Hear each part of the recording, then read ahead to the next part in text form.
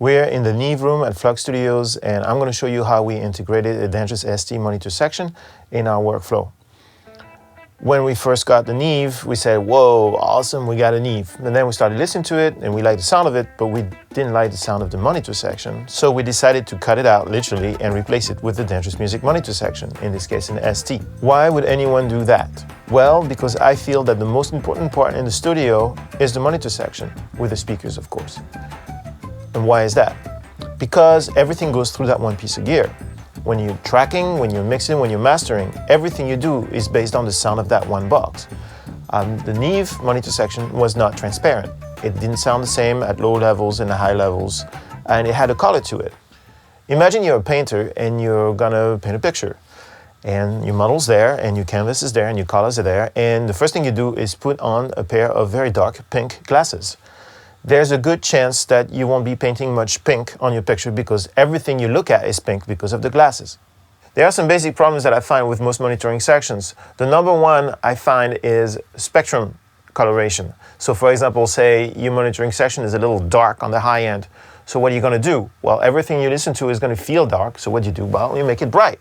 So you take that mix, you move it to your car, and you get a nosebleed from the high end. Not good.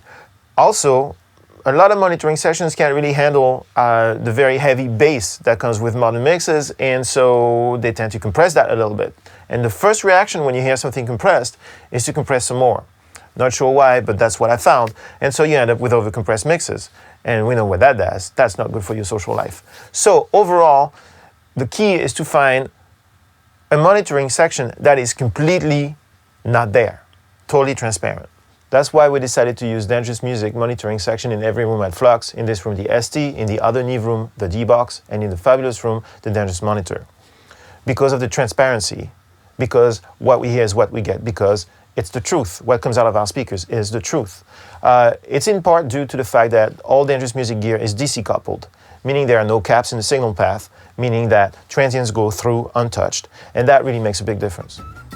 It's been really interesting to see people come here and listen to their mixes from other places, home, other studios, and see their jaw drop from the different experience they're having listening to their music. And one can argue that it's the room or it's the speakers. I think it's a system, and the system of having the best monitoring section coupled with a great room and great speakers, that is the key to making a good sounding record.